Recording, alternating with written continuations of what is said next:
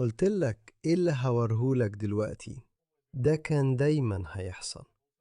وانا متأكد انك لاحظت كمان زيادة عدد الفيديوهات دي. ده كان دايما هيحصل. الناس دي كانوا فاكرين ان الناس الوحشة عندهم، تمام، الناس الوحشة دي هتفضل تعمل مشاكل حواليهم. بيشكلوا عصابات الاستغلال الجنسي دي، وبيعتدوا على بنات أهل البلد على نطاق واسع. الهجمات الإرهابية دي هتفضل تحصل زي عمرها ما حصلت قبل كده، ومش هيكون في أي رد فعل عليهم. فعدينا بمرحلة انتقالية كان فيها ناس كتير، وقلت الكلام ده قبل كده وهقوله تاني. الأغلبية الساحقة، وحتى لحد النهاردة الأغلبية الساحقة من الغربيين مش عنصريين. هم العكس تماما، هم أقل ناس عنصرية. بس في آخر 20 أو 25 سنة شافوا ناسهم بيطعنوا، بيتفجروا، بيتعرضوا للاغتصاب، للإساءة، وبيتم التلاعب بيهم من حكومتهم نفسها. وكانوا بيفكروا إيه اللي بيحصل ده؟ إيه اللي حصل؟ إحنا كنا أطيب ناس، كنا أكتر ناس بنرحب بالناس، وبرضو إحنا لسه الأشرار. كل يوم بيتقال لنا إننا أسوأ ناس. انتوا استعمرتوا العالم، تستاهلوا اللي بيحصل فيكم. إحنا بندفع أعلى نسبة ضرائب. إحنا بندفع للناس دي إعانات على حساب الطبقة العاملة بتاعتنا. المحاربين القدامى بتوعنا مشردين، وستاتنا مش لاقيين ملاجئ للستات. الستات دول بيجوا من أفغانستان وتشاد وغامبيا وأفريقيا جنوب الصحراء، وبيتخطوا الدور وبيخدوا البيوت دي في وسط لندن طول عمرهم، ولسه إحنا الأشرار. فعند مطلع القرن، يعني في 2001، الأغلبية الساحقة من الناس ما كانتش بتهتم بالأفكار دي، لأنها كانت قليلة ونادرة. وزي ما قلت، عشان الناس ما كانوش عنصريين، عمرهم ما اهتموا بالموضوع. بس المجتمع الغربي، وأنا هحدد أكتر وأقول المجتمع البريطاني وباقي المجتمعات الغربية، مش مختلف عنهم برضو. احنا ملاحظين نفس الأنماط هنا في أستراليا. جودة حياتنا بتتراجع. عدد أكبر وأكبر من الأستراليين بقوا بلا مأوى، والأجانب بيجوا يدخلوا البلد. واللي بيحصل ده قدام عينينا. خليني بس عشان تبقى عارف إني مش بألف الكلام ده، بص على الإحصائية دي، تمام؟ دي مش إحصائية رسمية من الحكومة، بس الحكومة اتسألت تعلق عليها ولسه ما علقتش عليها. هم لسه ما اعترضوش عليها، لأن لو اعترضوا هيضطروا يفتحوا دفاترهم، وهم مش عايزين يفتحوا دفاترهم. 55% من السوريين في سن العمل اللي عايشين في أستراليا عايشين على الإعانات. 52% من العراقيين في سن العمل عايشين على الإعانات.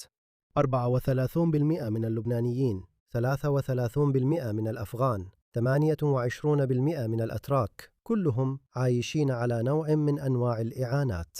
إيه هو المتوسط الوطني للأستراليين؟ 16%. بس 16% من الأستراليين في سن العمل بياخدوا إعانات. وبص على الفرق بين المهاجرين الكويسين والمهاجرين الوحشين. آسف إني بقول كده. ماشي، خلينا نقول مهاجرين مفيدين ومهاجرين غير مفيدين. المهاجرين اللي جايين من ألمانيا والمملكة المتحدة ونيوزيلندا أقل من المتوسط الوطني لأستراليا. ده معناه إنهم بيفيدوا المجتمع الأسترالي أكتر ما بيستفيدوا منه. اللي في القمة أستثني الجزء الخاص بالسكان الأصليين، لأن ده بس أظن أستراليا بتدفع وخلاص. طيب، دي مشكلة السكان الأصليين، فإحنا مش قادرين نعمل حاجة بخصوصها. عندنا حلول مختلفة، ما ينفعش نحطهم في نفس الفئة مع الباقيين. ونفس الكلام في بريطانيا كمان. بص على ده، الرعاية الاجتماعية حسب الجنسية. الكونغو 445 من كل 1000 كونغولي بياخدوا إعانات. بص على ده، العراق، أفغانستان، الجزائر، إريتريا، كلهم بيتدعموا من ناس بريطانيين عاديين من الطبقة العاملة، دافعي الضرائب البريطانيين. وفين المملكة المتحدة؟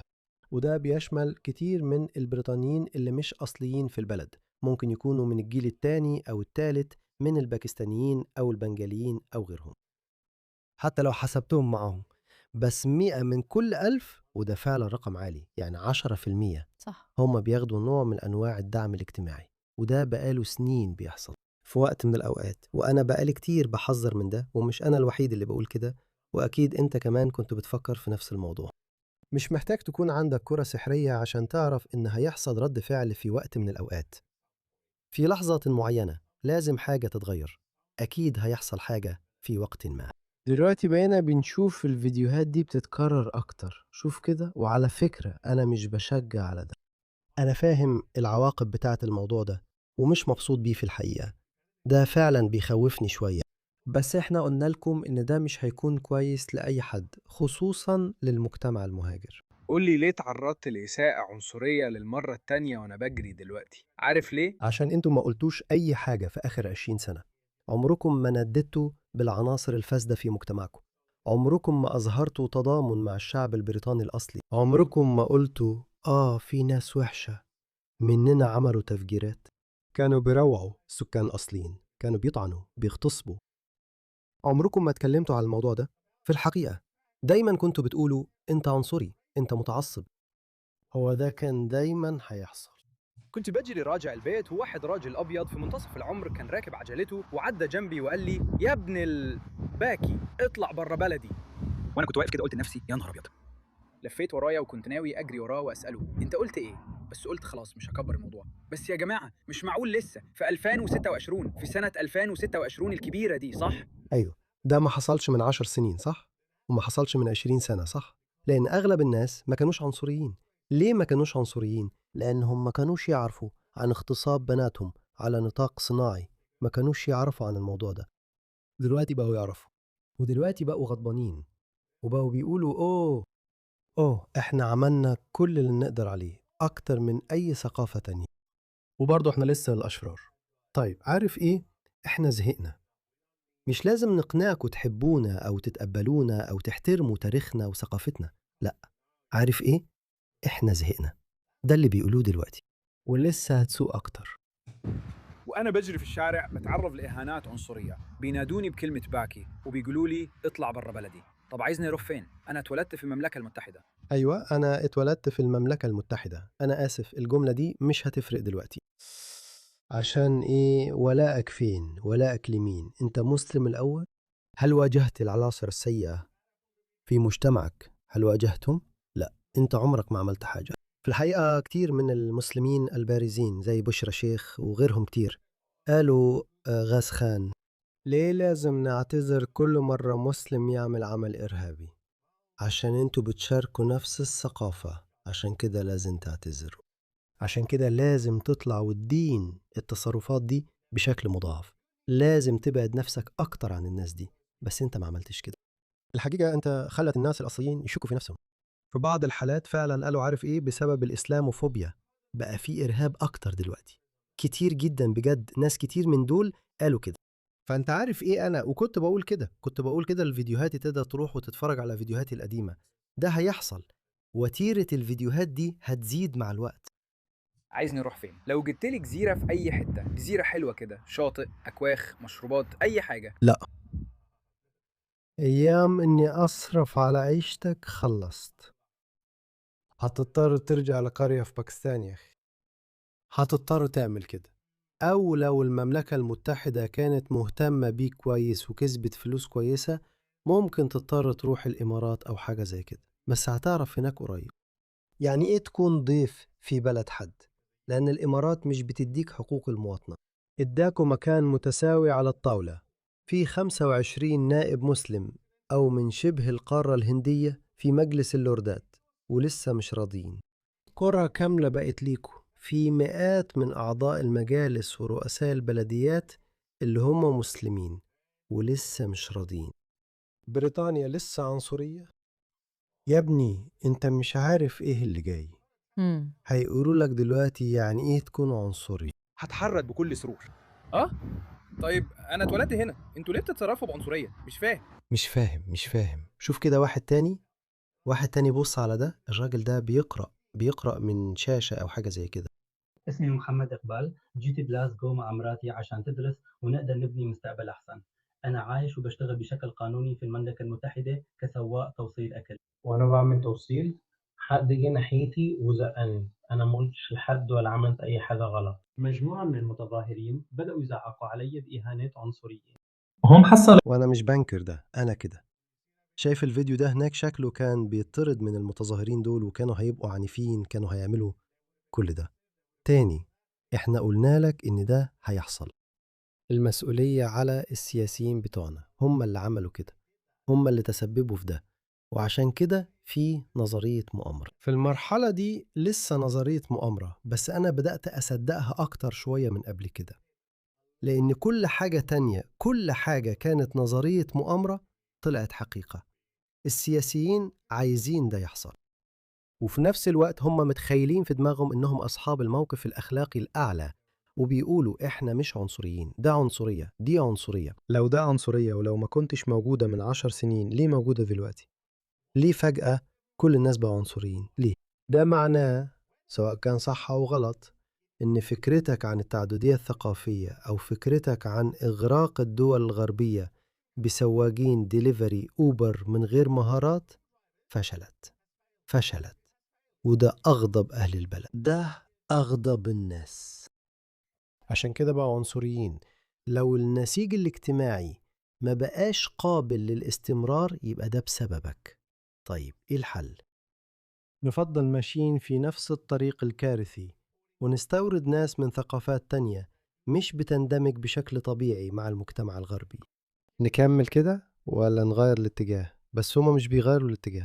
أندي بيرنهام الجديد، رئيس الوزراء الجديد أندي بيرنهام، ما قالش ولا كلمة عن الهجرة لحد دلوقتي، مع إن كل الاستطلاعات بتبين إن الهجرة هي القضية رقم 1 عند الشعب البريطاني، وهو ما تكلمش عنها خالص. انت بتتكلم عن الناس اللي بتنام في الشارع. انا كرئيس وزراء بريطانيا هقضي على ظاهرة الناس اللي بتنام في الشارع، بس دي مش اكبر مشكلة، دي هي اكبر مشكلة. بلدك فعلا بتتمزق من جواها، لكن لا، هم مش عايزين يتكلموا عن الموضوع ده.